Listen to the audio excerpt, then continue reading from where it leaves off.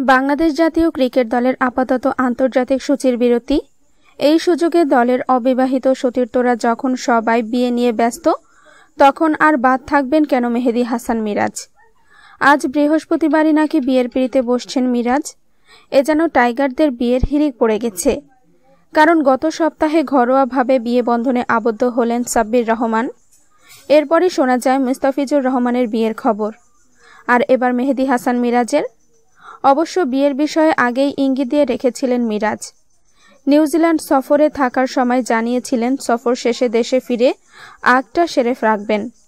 কনে রাবেয়া আক্তার প্রীতির সঙ্গে প্রেমের সম্পর্ক প্রায় আধা যুগের। দুজনের বাড়িই খুলনায়।